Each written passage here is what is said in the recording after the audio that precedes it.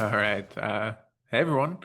Welcome to another deep dive. Super special guest today. With me, Joseph, Cup of Joseph. Welcome. Hey, thanks. All right. What Yeah, are we deep diving on today? right. That I was gonna ask you a little bit, like which of your many projects do you want to deep dive on? Because this is, so little background. I mean, we've known each other for a decade now, probably. Oh my God. Oh my. I Yeah, know. almost. I think we met in 2017. Okay. Yeah, it's been a long time, and so yeah, this is. But you have your toes in, or you are like sort of, yeah, the founder of many different projects. Why don't you just give us a quick overview, and then we can kind of just dive into Well, some of I them. mean, most of them have failed, right? So, Even more street cred to you. This is sure. I mean, where do you want to start? I was born on a rainy Tuesday. all right. Well, yeah, I mean, in like right now, we're starting to work with us over at Teller. We're starting to work with you with Nerite, I Hmm. believe. So this is a Liquity fork. How'd you kind of get involved in doing Liquity forks and Okay. Yeah, that that's a thing? great So that's we a can kind great of go place from to there. start. Yeah, so I was really into Reflexer several years ago now when that launched and the whole idea of making stable coins which are not denominated in fiat, which are not pegged to the dollar. And philosophically, everybody says, "Oh yeah, let's do that." And we made Reflexer. I wasn't really the founder or anything like that. I just was kind of on the side following it, and it really inspired me. And I said, there's some reasons that Reflexer wasn't as efficient as it could have been, or some improvements that I would have made. So I started Open Dollar about almost 3 years ago now, and that was the first like dollar uh, pegged floating point stable coin besides High on Optimism. And it was on Arbitrum, and it was very philosophy minded. It had a lot of opinions. It was very opinionated, and it never got really past about a million TVL. Um, and I didn't have closure from that event because I it was such a good idea. I actually think it's the best. Open Dollar was the best designed stablecoin that I've seen. And it had a lot of really unique features, and it had a lot of really unique mechanism design, and all of that was super complicated to explain to people. So, it never really picked up. And one of my favorite features from Open Dollar was tradable vaults. And it's this idea that most debt positions in DeFi today are tied to a person's account, and it's not as flexible as it could be. You should be able to trade your debt positions. So it was tradable, non-fungible vaults, we called them, right? And you could trade your debt positions. And Liquity was another decentralized stablecoin project that issued LUSD, and they got up to about 4.5 billion TVL on their version one, and they were very successful, only ETH backed, very great stable coin. And they said, "Hey Joseph, we're launching Liquidity V2. We know you've launched a couple things on Arbitrum and you're very active in Arbitrum DAO. Do you want the license to deploy Liquidity V2 on Arbitrum?" And I said, "Yeah, of course. That seems like a really valuable thing." And in the process of doing that, I also contributed to Liquidity a very small amount, um, and helped them add the tradable debt positions, tradable troves. They're called troves on Liquidity. Uh, Well, I mean, so help them add that to Liquidity, and then started Nerite, which is Arbitrum native fork of Liquidity and Liquidity V2. and issues the USND stablecoin, and that's kind of my primary focus right now. So That that was was a lot of things. So Yeah, well, I mean, maybe we can real fast for people just talk what, how Liquity works sure, So you have, I mean, most stable coins, they have the general, we're going to put ETH into a position and then we'll mint you a out of nowhere coin that represents that ETH backing, right? sure. And then people can buy it and as long as that ETH stays above a certain price, you can go redeem it for the ETH, right? Right. So you said a very key word there, redeem, Yes. right? And that is really the innovation that's at the center of Liquity, is this idea of redemptions. So how does a stablecoin stay pegged? There's somebody keeping it up at that price, buying and selling, and that's not really enough. And we've seen so many stablecoins explode, especially decentralized and algorithmic ones, right? So Liquity said, we really, really want this to stay at a dollar. We really want LUSD to stay at a dollar. So whichever trove in the system has the lowest collateralized rate, that meaning the value of the ETH is the lowest amount compared to the value of its debt, uh, that position can get redeemed, which means anyone can take one LUSD and redeem it for $1 worth of ETH. And so it creates an absolute floor on the price for what the stablecoin can be. And there's this stablecoin rating agency called Blue Chip, and you can check them out on bluechip.org. And they actually rate LUSD, Liquidity stablecoin, as the number one safest stablecoin that there's ever been because it has this redemption feature. And even USDC does not have redemptions. You can't redeem Well, somebody one. can. No, no, you can't redeem one USDC for $1 of treasury bills at 2 a.m. on a Saturday when USDC is depegging. You can't do it. They don't do that. Even if you're an institutional customer, they still don't have, redemptions. You can convert it, right, during business hours, Right. but it's a little bit different. And so because Liquidity lets you get out of the stablecoin, it's actually the safest stablecoin that anyone's ever made. And that's really cool. But it also has some downside because after the supply goes up a lot, people start redeeming, and every redemption increases the collateralization requirements, right? You have to put up more collateral to not be redeemed, and that lowers the demand for the stablecoin because the requirements for borrowing it and minting more of it become higher. So with lower demand, eventually the total number of stablecoins just goes down and it kind of just bleeds out slowly over the last few years. And there's still, I think, over 100 million in there, but Is this in Liquidity V2? in V1, I mean, V1, okay. but that's really nothing compared to the 4.5 billion that it got up to, Right. right? And so V2, which is what Nerite is based on, is a huge improvement because the redemptions don't happen to whichever trove is the lowest collateralized. They happen to whichever trove is paying the lowest interest rate, right? And so a user gets to decide what interest rate you want to pay with a minimum 0.5%. So you can borrow millions and millions of dollars for 0.5% against your ETH right now on Liquidity, and against other assets on your right. And if you pay the least amount, you might get redeemed. And every redemption raises the average yield that somebody's paying in the system, right? And so every redemption increases how much yield bearing the stablecoin is, and that increases the demand for the stablecoin. So on version one, every redemption decreases demand for the stablecoin, and version two, every redemption increases demand for the stablecoin. So it's a much better flywheel, and I think it will. It's just better to like plan around long term.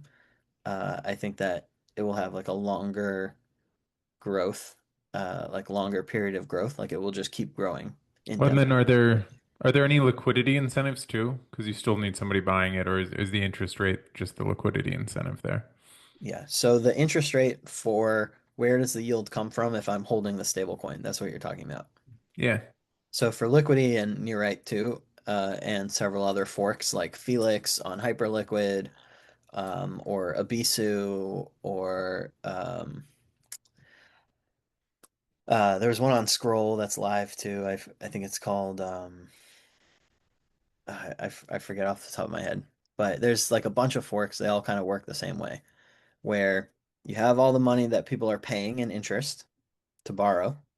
75% of that goes straight to the stablecoin holders. And then 25% that's left over goes to LP incentives. And there's various ways to direct that. We're just doing it manually with Nerite, but Liquity has like a whole gauge system and bribe system, which is really cool. And we might add that later. nice. Um, that's super cool. So I guess, yeah, I didn't know. So are they done with the loans at 0%? Like I Yeah, remember that marketing. That was yeah. So V1, you don't have to pay any interest to right. borrow. It's a free loan, right? Which was very enticing, and people were like, "Wow, I can borrow $1 billion for free. That's cool." And then their positions got redeemed, you know, Right. which is fine. It's not actually that bad. It just means that $1 of your debt has been paid back, and $1 of your collateral has been used to do so. But you don't pay any penalties or anything. It's not like a redemption. Excuse me, it's not like a liquidation. The redemption is actually pays you a fee. If you are the Trove owner, you actually earn a small fee from the redemption happening against your position. Nice.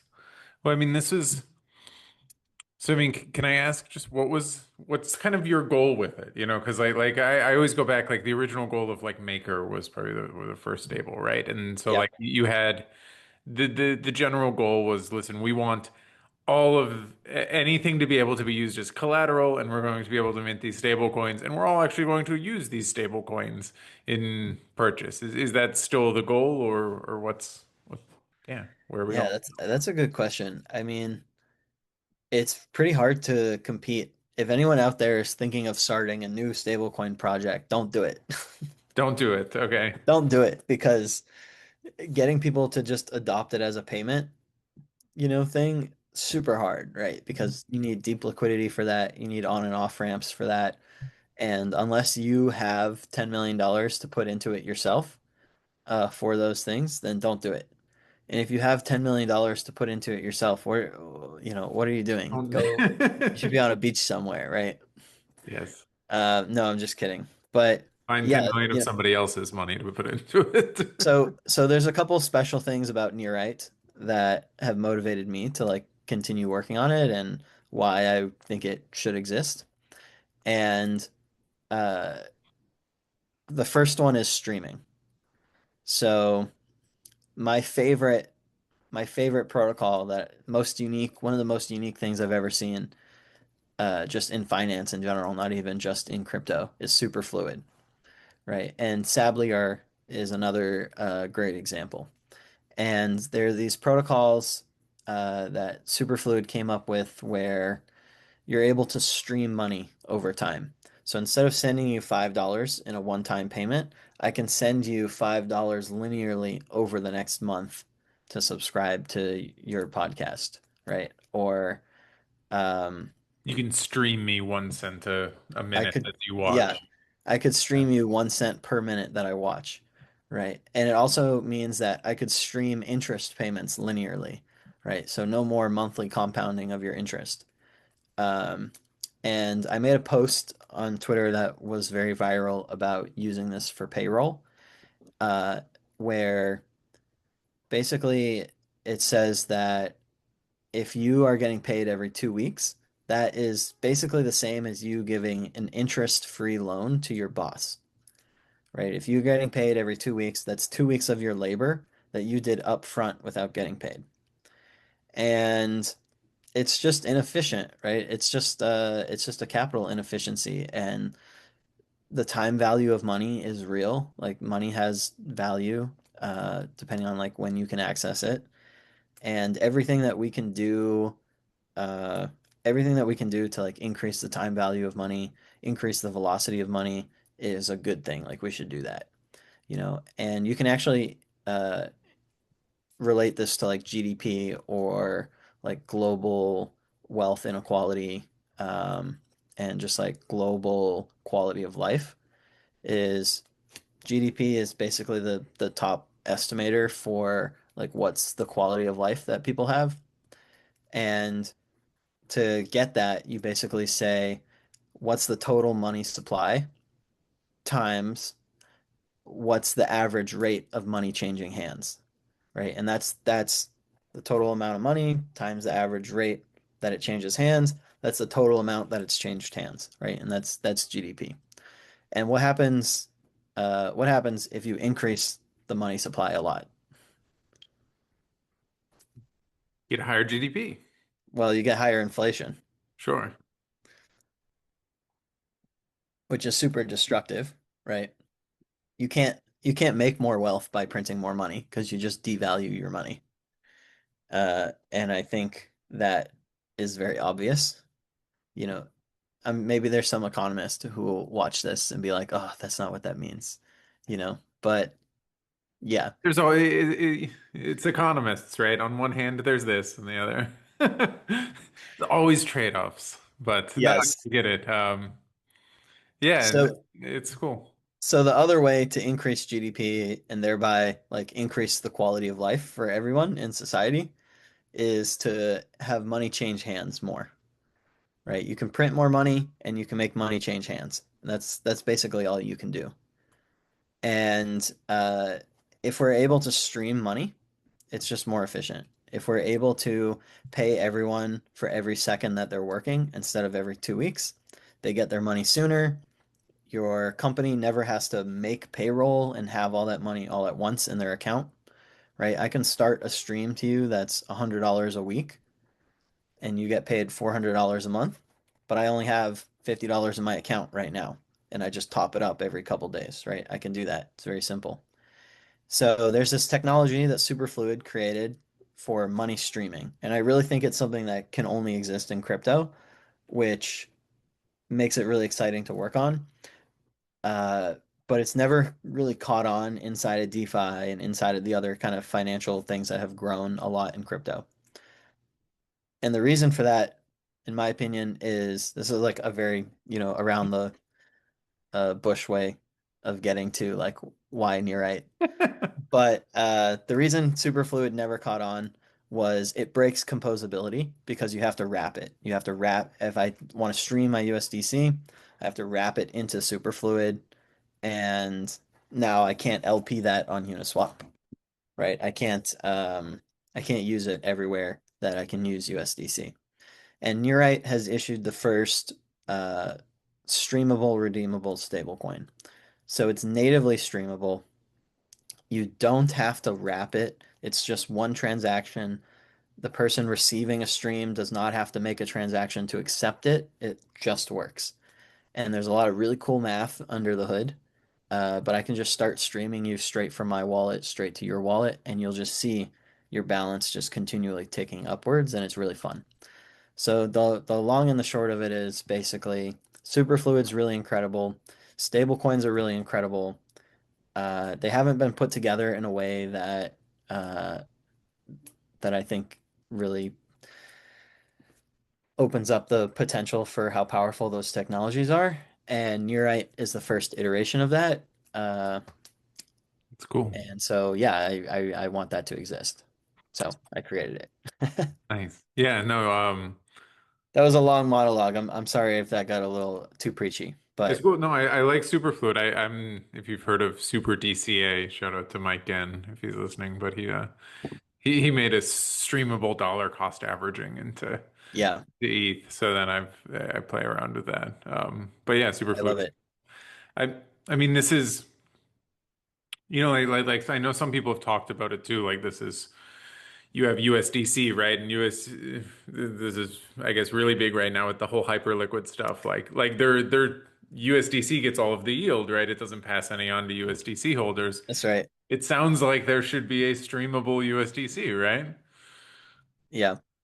Well, there should at least be a yield-bearing version, right? Yeah, where you're getting treasury yield. Like it seems like because I mean that's kind of like you were talking about, like don't start a stable coin unless you have a whole bunch of money for liquidity. Like it seems like now most people, like whoever is that end app, so whoever actually owns the customer is like, we're gonna start our own stable coin and we're gonna capture that yield ourselves. Like we don't need to sort of use your stable coin. We can just make our own. Right. Um, So now you've got things like M0, which is if you go to m0.org, incredible domain, like M and then the number zero, right? Incredible brand. Anyway, they're basically a platform to let you launch your own version of USDC, which is really cool. And I prefer decentralized stablecoins, and theirs is like US Treasury backed, which is fine. Uh, but we've basically gotten to a point where stablecoin adoption is at an all-time high. The amount of stables on chain is at an all-time high. The amount of things you can do with stablecoins on chain is at an all-time high. Can get loans really easily. You can lend them out to money markets. There's so much composability between thousands of different apps. And anyone who's holding more than roughly like $20 million dollars maybe in stablecoins is saying, well, wait a minute, I'm giving all the yield on this to Circle and to Tether or whoever else. And for the first time, all the infrastructure is there, all the legal overhead has been simplified, and it is more expensive in terms of like opportunity cost and missed out yield for me to launch my own rather than use Circle or Tethers and let them keep all the money, you know?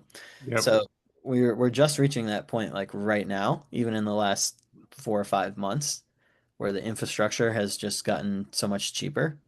So yeah, I think there's going to be 10,000 stable coins, at least, But like, wouldn't because you say, like, the end game of this obviously is like now say that that threshold's 20 million, it's going to be $100, right? Like, it's going to maybe, be right. Like it seems to be like in the end game is going to be like USDC is going to be like, all right, fine, all the yield just goes back to the users, right? Like we're going to take a. I don't think they'll ever do that. You don't think they'll ever do it? I don't think they ever will because you can launch a new one. But like, there still is some benefit to having, like, if we all used the same one, there would be some benefit there, right? Well, the benefit is the composability, Right. being able to get out of one and into the other, right? So if you can just automate that with a smart contract and just make them all composable, then you don't need USDC. But the thing that's missing is if you make USD teller, you know, you're not going to have an off ramp, and banks are not going to work with you if it has $100 in it. Right. So you're missing the off ramp. That's like the most important part of USDC. But then like everyone will just make their own and then Maybe. switch over to USDC for an off ramp. Yeah, more or less. And then is this how you see it sort of playing out? Like, like That, I see the Hyperliquid guys, they're going to be making their own, yeah, because why wouldn't they? They've already missed yep, out on $100 million.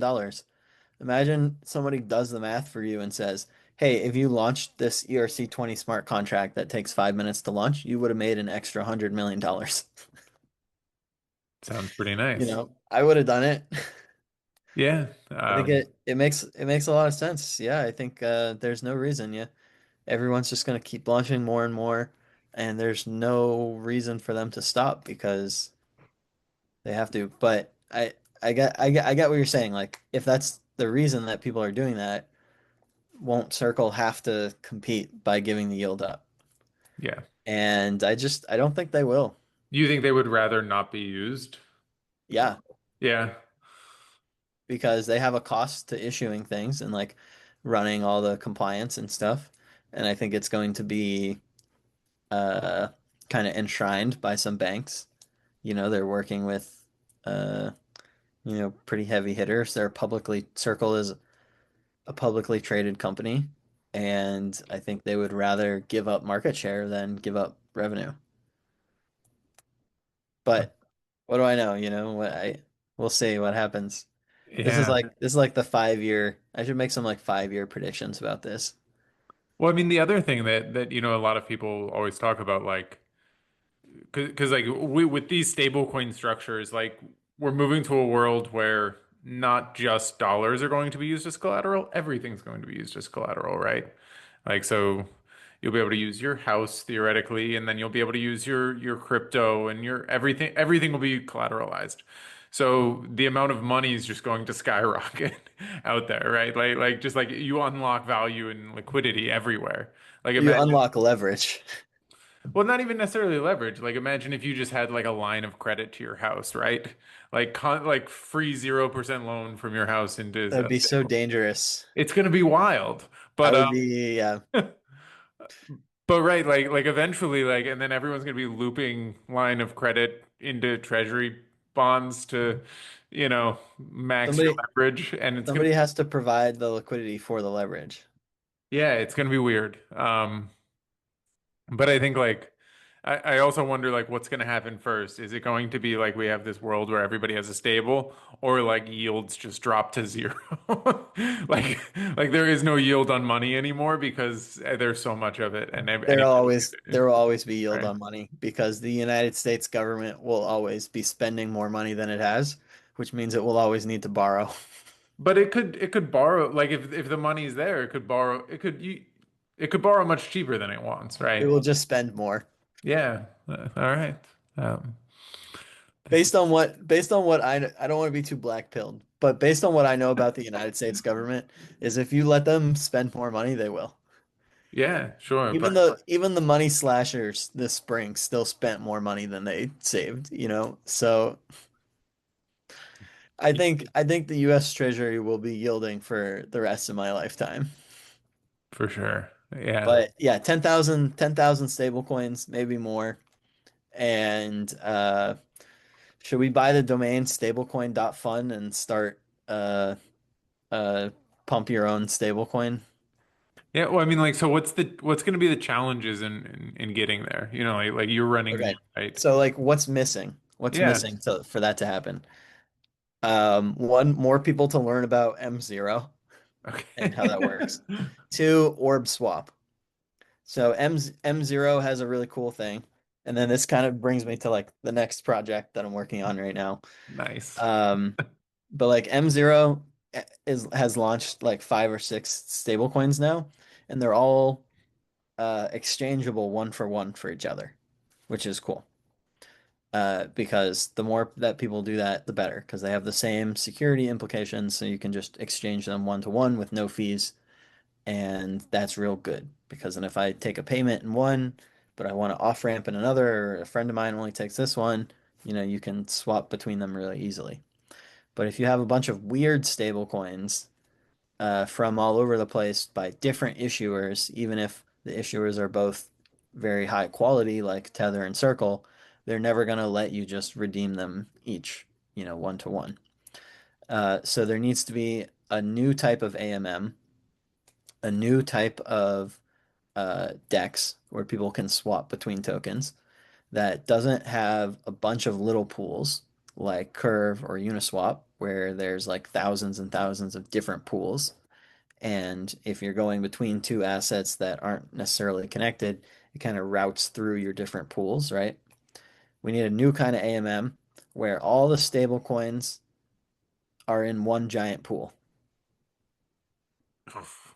One I don't mega, know, man. yeah, one mega orb pool where you have 10,000 different stable coins all in one pool, super, super, super concentrated liquidity, and some backup fail safes for when one of them inevitably depegs because it explodes for no reason or because of crime, and just like brutally punishing the people holding that one and then creating ton of yield for everybody else.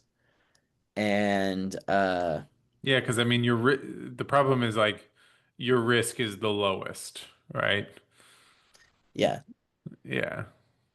So So you don't want a system where it's like you have a chain and the chain is only as strong as the weakest link in the chain. yes, Yeah, so you got to throw in a couple extra protections to make sure that as soon as one kind of gets out of that super concentrated range, you just nuke it and just like pause trading or freeze everybody's LP or something like that. So there's a couple different ways that that can be handled. Still doing research on that part. But yeah, the 10,000 stablecoin orb was originally published by Paradigm a few months ago okay, as like a potential theoretical concept. And I made a prototype of it with two of my friends this summer. And now we're actually tomorrow or Friday going to publish the research paper with the final math for the concentrated 10,000 stablecoins in one pool tick math nice. AMM. Yeah, it's gonna be wild. Yeah, no, that was I don't know if you remember, I did a project called Karen back in the day, and it was like a cross-chain pool. So you had pools with tokens from all different chains, and then in one giant one.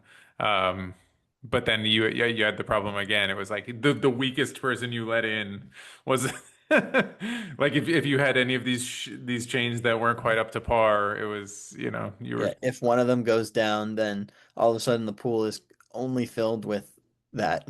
yes, it's completely drained, and so it was Yep. like yeah, and same with like what are the questions of like what chains is this? If there's 10,000 stable coins, we're also going to have 10 bajillion roll-ups, right? So everything's going to be in its own chain, and then and then it's like, well, how do we even trust that it's done properly?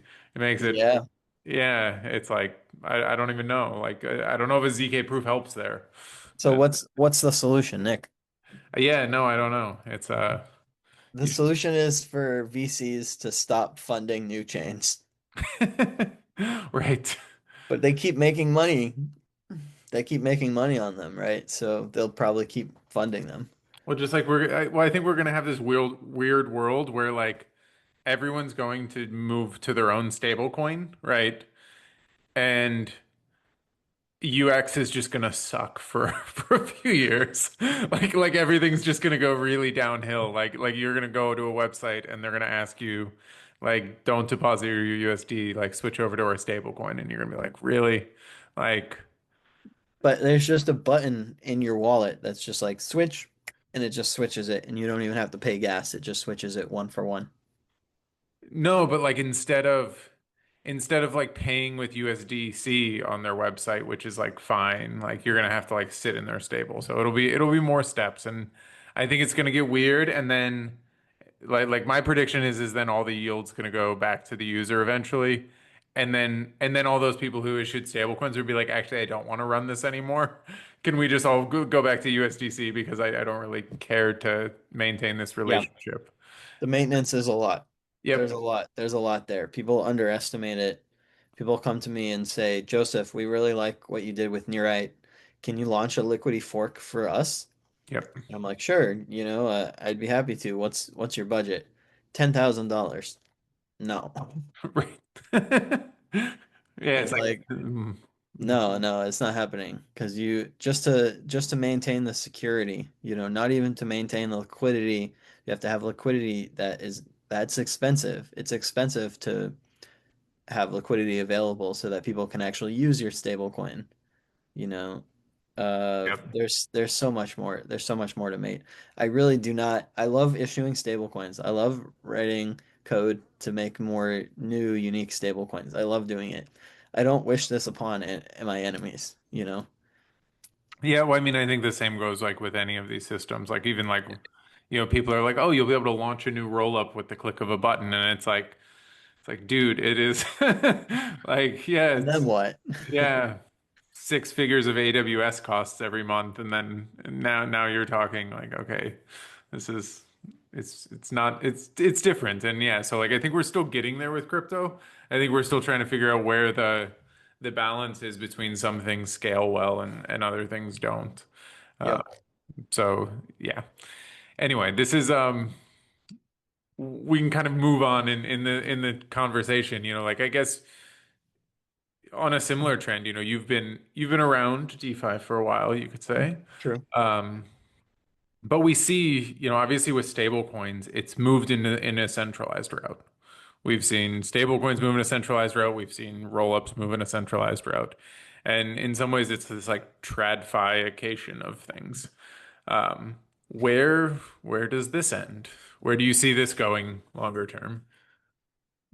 Yeah, I mean, they're working on Rye Dollar, which is Yeah, I saw the that. most decentralized version of a dollar because it's only backed by ETH and some other things related to that and isn't pegged to US dollar, so it's not even dependent on, the value of US treasuries. So, Reflexor's probably going to relaunch with that. I don't know when exactly, but it's happening. And there's going to be more Liquity forks, which are USD pegged but backed by crypto, right? And we're going to just keep iterating on those.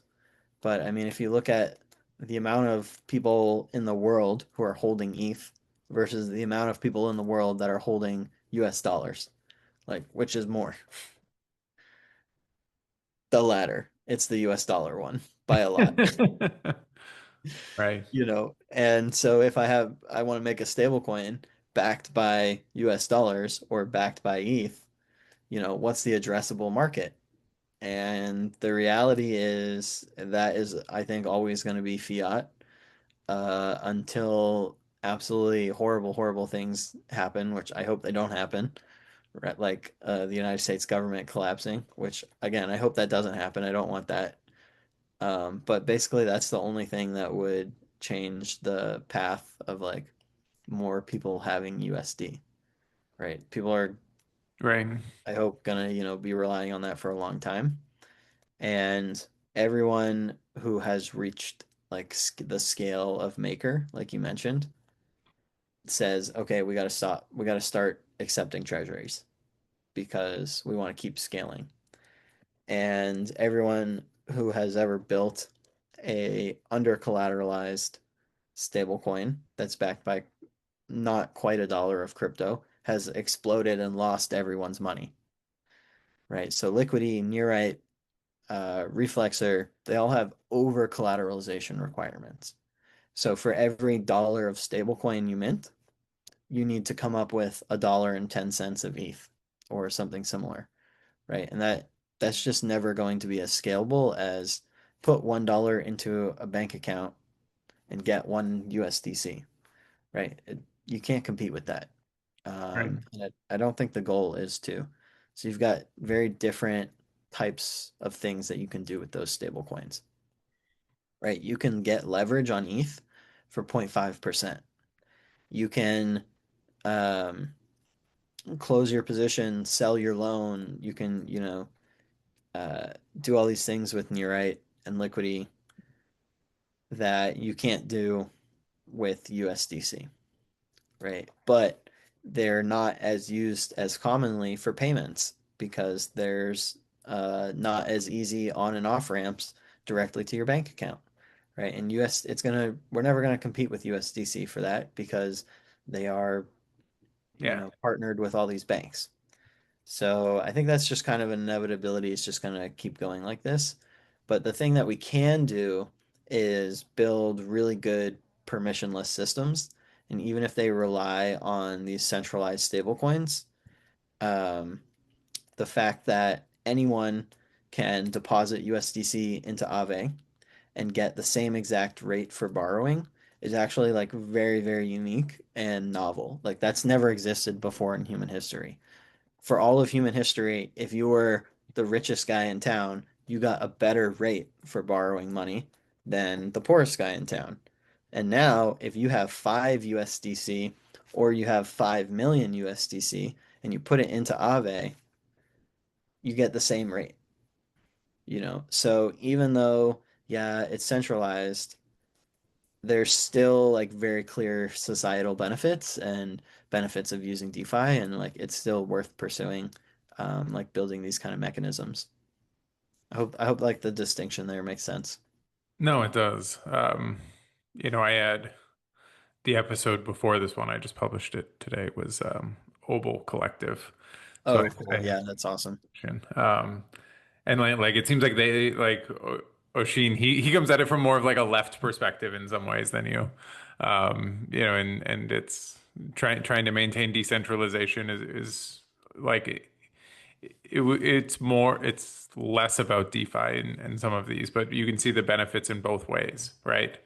And it's really cool. So yeah, like I always think like part of what you guys are doing is in a lot of these stable coins is just maybe you disagree, but I think like lowering the interest rate for capital is actually like a good thing. You know, Yeah, like really good. if everybody can like if you can take out a loan for a house for way cheaper, that's good. You know, that's less money flowing back to somebody doing nothing, right? For just giving you capital. Like capital should be relatively free. Like it's we mint it here in crypto land. So Right. I mean, how many employees does Circle have? Right? I Like have no idea. thousands? I don't know. Yeah, And Coinbase has thousands as well. And Hyperliquid has like 11, you know? right. And if you just compare the number of people that it takes to run these things, it's just like going down and down and down. And meanwhile, like Capital One, I want to look it up actually. I think the last I saw it had 200,000 employees, Oh my God. or maybe that was Bank of America or something. Yeah, Capital One, 52,000 employees. Are there even 52,000 people that work in DeFi, like total? You know, and yeah, they spend a lot of time on compliance. They spend a lot of time double checking stuff, but we've just automated so much of it. You shouldn't have to pay a bank to like do these things. Like these things should be automated and you should get a better rate because of it. And that's the heart of DeFi. Maybe this is like their their way of maintaining like relevance is you just give everybody jobs and then you like it's just a jobs program, so everybody has to use you because Bank they're employed US The there. US banking system is actually just a jobs program. Yes. That's a hot take. You got to post that one. Yes. No, anyway, it would be yeah, it wouldn't surprise me necessarily if it was. But so I guess you know on this like you know, moving, I guess, out of stablecoin DeFi land, you know, where else do you see you're huge in the Ethereum community as well. I'm Uh, not that huge, but that's a you're, very you're nice thing to say. I in appreciate my that. eyes, you're big. Thank you. You know, like what are some of the issues you see going on with Ethereum right now? How do you feel about a lot of the social layer stuff going on? Just even Okay. the narrative. Would love to just hear some of your opinion on it. All right, I'm gonna give you two hot takes. Yes, perfect. One, the most important upgrade to Ethereum that should be worked on that is underappreciated right now is increasing the contract size limit Ah, all right. because the Are you hitting protocol some devs have contracts? not the protocol devs have not been showing enough love to us app devs recently. And it's great that the protocol is scaling and Ethereum is cheap to use now. And people say, oh, Ethereum, $50 a transaction. No, that was 2021. Now it's a couple cents. I don't know The about a couple cents, but Yes, it's a couple cents. You can do approvals for like 3, 4, 5 cents now, right? uh, And a swap is much less than 50 cents. sure. Yeah, and that's because the chain is scaling. Uh, the gas limit has been increased. There's been so many improvements in the last couple of years. Ethereum is faster and cheaper to use. That's better, right? But we got to improve developer experience too. Those are user experience improvements. We need developer experience improvements, and we need a larger contract size limit. So, if we don't get that in the next upgrade, I'm gonna turn into the Joker and I'm gonna start rioting. All right. So that's one. That's where I would like to see Ethereum go is What's the focus on contract size limit now? contract size limit is 24 kilobytes, Okay. which is very, very small. You know how much text fits in 24 kilobytes? Not a lot. And you can get around it by building libraries and doing, all these things, but it's a huge pain in the butt and it limits the level of complexity that apps on Ethereum can be. And I would really like to see Arbitrum specifically not wait for Ethereum mainnet to increase the size limit and do it themselves. And we've made some good progress on that on some proposals that I've made to Arbitrum. Nice. So, and I'm going to make the same proposal to Polygon next week too. So that's one. Improve the developer experience and prove to everybody that Ethereum protocol devs care about the app devs by increasing the contract size limit. And then two is there's not enough Zoomers that are coding on Ethereum right now. We need more Zoomers. And the way to do that Are you a is Zoomer? I'm not, I mean, Are you? I'm the last of the millennials, like the last vegan, All right. because I was born in 95, so that's the last year of millennials. All right. So we need younger people. Like I think we originally met at a hackathon, right? Yeah. Um, I, unless it was at some other event, but yeah. Yeah. Some other event or some other like dev event or hackathon uh at at the college that I was going to that I ran because I remember Teller Oh yeah. being originally met at Hackathon at this hackathon that I ran. And where is that? Like we need to give Austin Griffith $1 million to just go to different university hackathons every weekend forever. And it's like, Well, you lose out. I mean, I just went to ETH New York yeah, and did the hackathon. I did pretty well if you didn't see my project. But good job. yeah. But yeah, So it was what did you build? Schrodinger roll-ups. So roll-ups that can have two different states at one time, and then you pick later which one is alive. Okay, interesting. It was pretty cool. What Anyway, was the average age at the hackathon? so it was young, but they're all building AI stuff. So Yeah. like, like X402 bounties. There was a few AI chains and stuff there, and everyone just would rather go play with the LLMs and like how to bootstrap in crypto was like, is there a bounty that I have to like what chain do I have to deploy this on or something?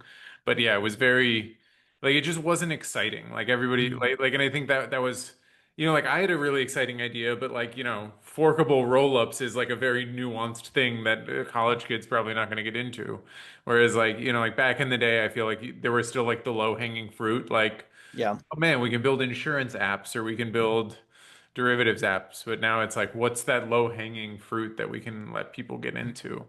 And yeah, it's tough. Well, DeFi's grown up, Yes. but it's teaching people Solidity. It's teaching people how to write tests and how to be security researchers. And there's a lot of really good jobs if you're good at these things. But yeah, And but I think it's different than a hackathon now. Because like yeah, now, like, that's a good point. yeah. I wonder if it has anything to do with uh like the timing of like 2008 and like how old everyone was. Like all the hackathon people that we're talking about from 7, 8 years ago. Like we were early 20s. That means we were like teenagers in 2008, 2009, during the financial crisis. Like that had personally had a very big effect on me and like radicalized me against trusting banks and Well, I think like it was just drove when me into Ethereum crypto. came out too. Yeah, Yeah. we were the like 2017, 2016 era. That was like the very first day times you could actually write a smart contract at Hackathon, right? Like Yep. there wasn't anything before that. So yeah, it definitely I think sparked a lot of that. So, okay. So you think it's just that the lowest hanging fruit, the stuff that's easy to build that teenagers and people in their early 20s can build, all of that has already been built. And now what's left is like more hard, complicated stuff. Well, you just need I mean the hyperliquid guys are somewhat of an anomaly, I would say, but like most of this stuff you need some serious capital to deploy some of Yep. this stuff. Like if you're going to compete, even if you have a slightly different stablecoin design now, Don't it's, do it. yeah, like it's really, like if you did it, like it's hard to get traction now. It's like, Mhm. a sexy white paper is not going to get you very far. Nowhere. So, yeah, Which is good and bad in some ways because it's good because the fluff, there was so much fluff that was the stupidest shit ever that got, or excuse my Yeah. French, stupidest stuff ever that got funded, for years. And that stuff doesn't really get funded as much unless you're committing a lot of crime and you're already have millions of dollars, like, certain other new L1s and stuff. Yes. Uh, but that means it's harder if you are just like taking shots in the dark and have no idea what you're doing to raise money or to like build successful things. Like you can't just post on Twitter and people put $1 million into things. It doesn't work anymore. Yeah, and I It's mean even it's like never been harder to attract liquidity, but it's also never been better to be a builder because all the tooling is better. for sure. But I mean even so you're like I know you're a delegate on several things and um you're big in communities, but I would say like we're almost at like a low point in some sense as far as like community building goes. You know, like in the idea of like even now like if you launch a new DeFi app, like are you expecting a community to come in and use it? Like The community. yeah, like what like I feel like that's Ethereum's too changed so big. It much, doesn't right? have the community anymore. Yeah. Like DeFi Summer 2020, that magic will never recapture that magic. And that's just how it is. It was a couple thousand of us. Really not as many people because that you thought because everyone had five alts. Right. And just aping every new protocol that came out. Well, and yeah, And and there were like everyone was running three or four protocols, so it was eh, just all loops. yeah, well, yeah, I don't think we're gonna capture that again. And I think it's just because the community is too big. There's too many people, it's too fragmented. Like the cypherpunks, the DeFi gigabrains, there's too many different groups now. And you can find your group and you can grow your own even too. But just making something cool and saying, why isn't the Ethereum community going all in on it? It's not going to happen. It But takes yeah, a lot of coordination, a lot of work. like I mean, I think of it too in some sense, like you know, some people like pine for the old days of crypto Twitter, right? Like but like in some sense, it's a very similar phenomenon that went on. Like it's grown so big, and now people have splintered off into like, listen, I don't want to be on this giant platform anymore, and they're in private messages with each other, and Yep. it's much more. Yeah, listen, it looks and feels more like a company because it's like a private company chat, but that's like everyone's moving off of the public spectrum and the biggest thing, and they're moving into their own little silos. Um, and yeah, for good or bad, I guess. Well, I'll say it again. There's never been a better time to be a builder on Ethereum or on Arbitrum or other chains in the ecosystem. There's never been a better time because the tooling is better. The hacks happen less frequently. The amount of resources available, like the amount of people that are around that will help you, has never been higher. And the number of total angel investors in the ecosystem has never been higher. The number of uh, like dev tools that help you write tests, that help you simulate things, Tenderly, Forge, all this like stuff that didn't exist 3, 4 years ago. It's never been better, and there's still a lot of stuff that I'm excited to build. Cool. Well, I mean, okay, so besides Orb Swap, what would you build? I want to build an annuities protocol Oh, okay. that you buy something once and it sends you yield forever, um, possibly on top of Nerite. I This want to would be, build, well, did you see the Publisher Clearinghouse bankruptcy? yes, Yeah, very timely. yeah, So- very timely because they had basically a lottery, right? Where if you win, you get paid like 500,000 a year forever. and they went And bankrupt. Who would have ever they predicted? That's they just, went bankrupt and those people don't get their prize. Too bad. Join the list of creditors, but the investors always get their money first. Isn't that weird? Whenever there's a bankruptcy, the investors in the company always get their money before the customers. yeah, we should change that. That would be I don't like that. So what else would I build? I don't know. There's a lot of little things. I mean, I'm still working on the orb. I want to build the orb. I want to build basically the Grand Exchange in RuneScape, but for everything. And I think I need like $5 million to like start probably. But what I really want to do is make municipal bonds on chain and possibly either as a municipal bond backed stablecoin or like a yield trading municipal bond thing uh, similar to Pendle.